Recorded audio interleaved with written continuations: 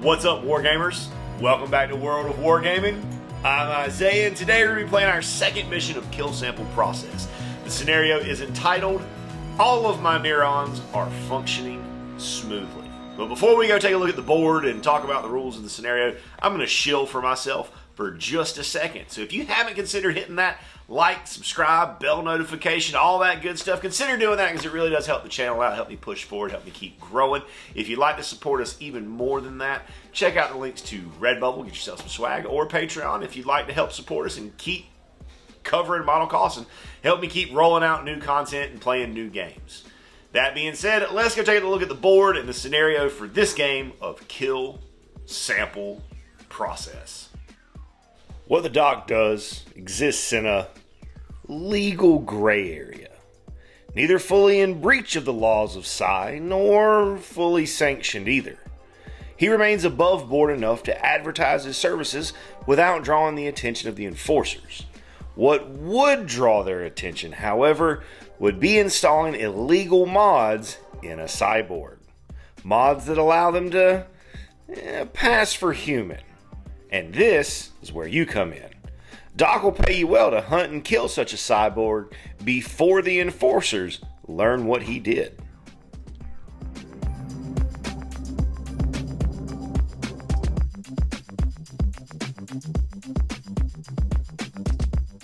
Alright, friends.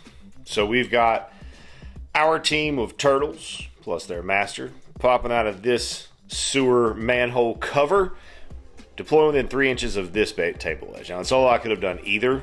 I'm not sure if you can do both at the same time, but I chose this one because it's closer to me, easier to do things. I have 3 civilians, 1, 2, 3, equally spaced along the middle of the board. One of those civilians is the cyborg. Now, in the scenario write-up, it says to write down civilian, cyborg on pieces of paper and then put a piece of paper with each one.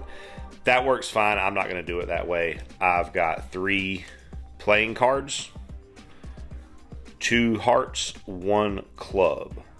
The club is the cyborg. So I'm just going to kind of random shuffle these around, and when I do the knowledge test, which is a knowledge test to see if you can figure out if it's a cyborg, I'll flip a card and I'll give each one of them a card, I think. So it'll go from left to right from their starting positions. And we'll see which one it is, hopefully. Our goal is to either kill it, disable it, rather, or to restrain it and get it off the table. I did pick up some restraints on Leo. And hopefully we can do that because it's more creds, it's more money if we can get it off the table. So that being said, we'll get enforcers on turns 2 and 4 according to our wanted level, which at this point is drones on a random table edge. And I think that's everything. So let's get into it. First turn is going to be pretty much all moving. So this is where everybody's starting.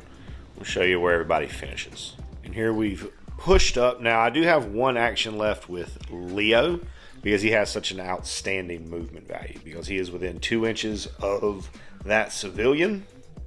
He can take a knowledge test to see if he can figure out if it's a robot or not. Now, however, Leo is not the most knowledgeable person. That's where his -3 got stuck. Now, also, I just noticed that I guess, playing on hard mode. In solo, you're technically only supposed to place 2 civilians, but I missed that part in the first time I read through it, and then I couldn't decide which ones to get rid of. So, we kept both. We just kept all 3. That is a fumble. I'm going to use my reroll glitch. Just 14. Oh, so close.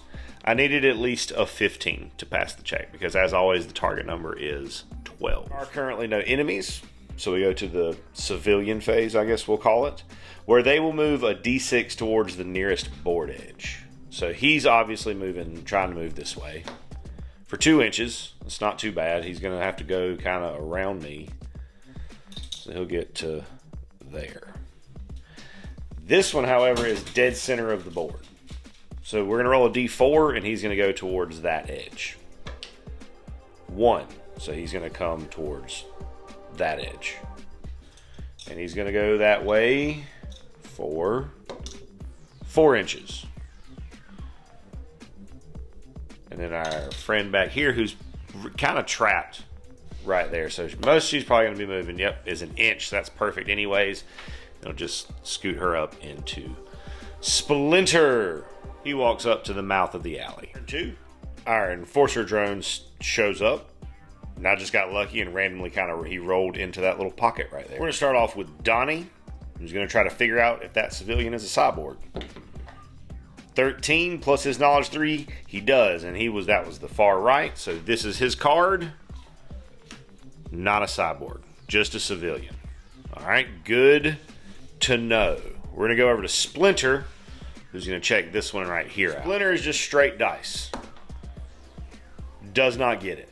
Mikey will move his 5 and make the test. Not the brightest, but he could do it. Nope, he does not. Raph's going to do the same. Moving to here, within 2 inches. Raph is only -2. And that's another 1. Jeez Louise. Let's get these things out of the way while they're not going to hurt me too bad. Leo's going to move his 8, and I'm not going to piddle paddle around with this. I'm going to use my glitch to automatically pass a test, to automatically pass this knowledge test, because if it's the cyborg, awesome. If it's not, then I know which one it is. Obviously it's that one because process of elimination. So let's see what that fellow's card is. Not a cyborg. So the cyborg is the little old woman. Awesome. So now that the cyborg has been revealed, she will become, I'm assuming, as an adversary. So she'll become something that's going to fight against me. All right, so now that the cyborg's been revealed, we know who it is. It will act as a normal mob would. So it will attack Splinter, who is the closest to it.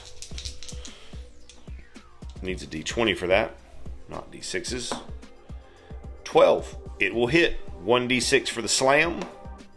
3 damage. Splinter does not have the armor, so he'll take 3. Get to crack back at it. That's a crit. That's a crit. So max damage on his katana with armor 3. So that'll be 7 damage on the cyborg. I really don't want to kill it. Our other civilians will then try to move away. 4 and 4 respectively. The Enforcer spawned into this pocket behind the pawn shop where it cannot see anything, so it did nothing during the monster phase. We'll go to turn 3, where we'll start with Leo, who's going to run in to the alley and try to restrain the bot. 7 is not good enough. Everybody else is just going to kind of start moving towards edges. Doing a little turtle shuffle. Splinter is not going to attack, which will take us to the enemy phase. Cyborg will swing. And misses, luckily. I'm going to elect to... Oh, wait. Let's see who it was swinging at. Because there were 2. So we need to randomize. So on an even, it will swing at Leo. Odd. So that was at Splinter, and Splinter will not swing back. Enforcer still can't see anything, so it will continue to sit still. Our civilians will move. 1 and 5. Both almost at the edge of the board. Getting away from this situation that is happening in the streets right now. We'll go to turn 4, where we will get another Enforcer. On a D4 edge. Edge 1. Is he going to come in all cattywomp like his friend? At 2 inches. Coming in right here, which is beautiful because he also cannot see anything. We'll go to Leo. Gonna try to restrain. He does it. He does it. Now he's done. Donnie could activate, but if Donnie activates, then I got to deal with the combat. The drones will be able to see me. So I think I'm just going to pass. They're not going to do anything. It'll come back to me on turn 5. I will begin to drag the cyborg away. Dragging is half your movement. He normally moves 8, so I could drag it 4 to right there. And at that point, it'll be a few turns of me just moving everybody off the board, but there's at no point are either of these enforcer drones going to be able to make line of sight contact on me, so they're both just going to continue to sit where they are, and I'm not going to film through me just moving dudes unless you guys want to. If that's something you guys want me to do, let me know in the comments and I'll do my best to oblige you. But I am going to call that done. That's going to be a wrap. Everybody's going to run. They're going to run off that way. He's going to go off that way. Splinter's going to come out and follow him off that way. Let's do some post game. So for that, we're going to net a total of 900 creds and 1 XP. That 1 XP, however, I did have 4 in the bank, so that puts me to 5. So I'm going to put a point of knowledge on Splinter, and I'm going to purchase some soft plates for Donnie and Vengeance for Raph. Vengeance is an armor that is 2 armor, and it basically gives you like the Thorns effect. Like whenever somebody hits you in melee, they take 1d4 damage. I just think that's super fitting for Raph. They poke him, he pokes them right back. In addition to his flaw where he automatically attacks if he takes damage. I just think it fuels further into Raph's passionate and violent nature, and I am here for it. Thank you for having been here for this game of Kill Sample Process. I hope you enjoyed it, and I hope you have an absolutely amazing rest of your day. Thanks for stopping by. And as always, I'd like to say a big, huge, from the bottom of my heart, thank you to our patrons who support us and pledge to us over on Patreon. You guys are the absolute best. If you enjoyed the content you saw here today and that's something that you would like to consider doing to help out the channel, go over there, check out the link in the description, check out the Patreon. There's a lot of cool stuff over there, including access to our Discord server. Talk to me, hang out with me, talk about our work, what we got going on in the hobby, some shout outs, all kinds of cool stuff. Check it out if that's something that you think you would be into. And regardless of whether or not you do that, I want you to know that I am incredibly grateful that you decided to stop by and spend part of your day with me today, rolling dice and pushing toy soldiers around. I hope you have an amazing rest of your day. And as always, may the dice be ever in your favor.